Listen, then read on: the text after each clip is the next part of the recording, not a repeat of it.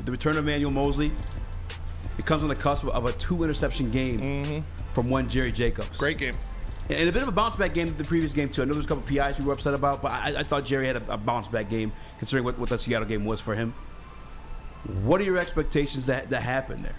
Because I'm not that familiar with Emmanuel Moseley. I don't know if he's like him like that, where it's just like he's put in the spot right away, or he's going to have to like work Jerry off of what he's got right now. I don't know, man. I think that spot's his. I do. And no disrespect to Jerry. He had a fantastic game. He's obviously done a lot since he got to the Lions, and he's been a great player. But I think the spot is Emmanuel Moseley. I think he can be the best one-on-one corner on this roster. Like, the guy is long, he's rangy, he makes plays, he doesn't miss tackles, and he's a fantastic player outside of the numbers. So I think it is Emmanuel Moseley because we saw, again, nothing against Jerry, no disrespect meant towards Jerry, but when you have a player like DK Metcalf that lines up on the other side of you, the Lions don't have a corner on this roster right now that's like, okay, you got DK Metcalf. Follow DK Metcalf around and be on him. The Lions don't have that guy until Emmanuel Moseley comes back, because that's who Emmanuel Moseley is. He is a man corner. He's a demon. He's physical, long, athletic. You put him out there, and I think he could be your best cornerback on the team. Lucas? Yeah, and I don't think everything Spenny said just is spot on. He's the best pure just cover corner we have. And when you talk about, he's already played in college with Cam Sutton, so there's going to be some chemistry already there on the field. And it's a great position to be in when you can have Jerry Jacobs, who's a veteran in this league right now. When you think about it, it's already his third, fourth year. He's an undrafted guy, so he has a lot of experience and knowledge. Now you can put him on that guy in the slot. If you're in the slot, you're usually a quick, shifty guy, which Jerry's able to keep up with because it's not going to be like, you'll have your obvious burners, but in that case, that's when you put Emmanuel Moseley on that guy because he can keep up with them.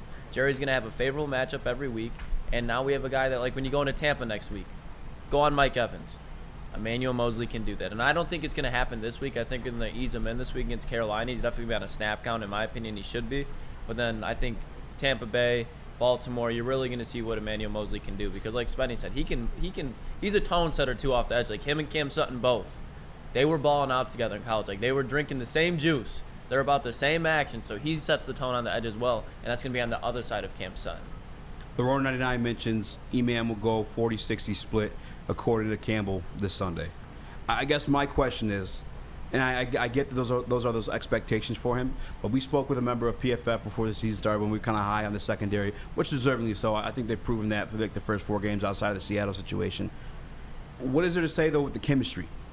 With Jerry Jacobs, obviously there's been some type of rapport built between he and the rest of the crew and coming down with those 2 interceptions last week. Mm-hmm. Like, is there any concern that inserting a man immediately like that kind of wait for that to develop? It does not concern me. This guy is a playmaker. He's been in high-powered defenses before. Obviously, he was the best corner in San Francisco's defense until he got hurt, which was the best defense in football. Like, this guy knows how to be a part of a system while being a one-on-one man guy in his own right. So I'm not worried about the chemistry fit or anything like that. They played together. They like you said, Cam Sutton and him played together at Tennessee. Different things like that. Yeah, it's not going to be as seamless as a transition from what Jerry has with the bond and the connection and the things like that going forward.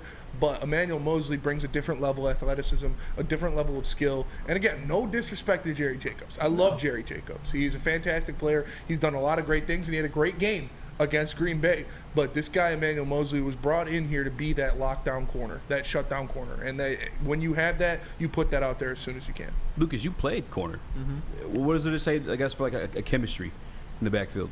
Well, that's what I'm saying. Like, the fact that he's opposite of Cam Sutton, like, that takes a lot of stress off your shoulders when these guys played together in college. And when Aaron Glenn likes to do a lot of man-to-man, to Spenny's point again, like, you can just stick him on there. It's like, that's your job. Now, when you go into man zone, that's a little bit different. You go into zone, obviously that'll help. But the fact that he's so long in zone covers, that kind of covers up as well. He's a high IQ football player that knows where to be when timely plays need to be made. So I don't really have that much of a concern because I think everything that should have been covered mentally has been covered when he's recovered from this injury. Like, I think Aaron Glenn and all these defensive coaches, Dre Bly, they're going to have Emmanuel Moseley ready. Mm-hmm.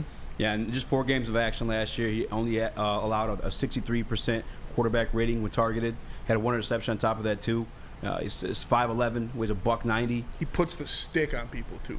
Mm-hmm. He'll lay you out. He doesn't miss tackles. He's a sure tackler. He's a hard tackler.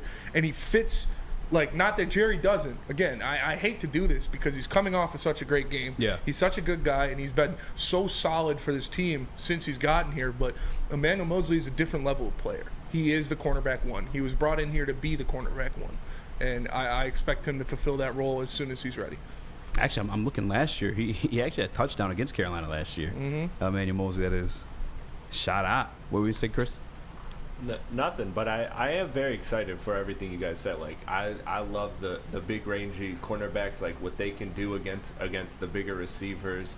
I'm just excited, man. Like I said, when I was playing Madden 08 and I knew nothing about football, my favorite position for some reason was the cornerback. I just love having lockdown cornerbacks, and the fact that you could have two very good cornerbacks with the playmaking you have with Kirby, Tracy, and why am I blanking? CJ DJ, when he comes back, hopefully he comes back. Yeah. Like, that kind of playmaking in that backfield, that secondary is going to be electric, and it's going to be just as fun to me to watch as this awesome Lions offense. I think for me, like, why I may or may not, I mean, I'm not really second guessing it by any means, but I've always, since the Legion of Boom, wanted like one of those big 6 foot like a cornerbacks. I mean, and Darius Slay was kind of bigger guy too, but I wanted one of those like long body cornerbacks, those athletic free cornerbacks, like make those extended plays for you. Obviously, Aaron Gillen loves to run man on man coverage too. I guess I'm just I'm too much of a Lions fan, bro. I've had too much like hurting me. Yeah. But I mean, This ain't your grandma's Lions. Yeah. This ain't your Lions horny fan. uncle's Lions. This is the brand new Lions. They brought in fantastic players.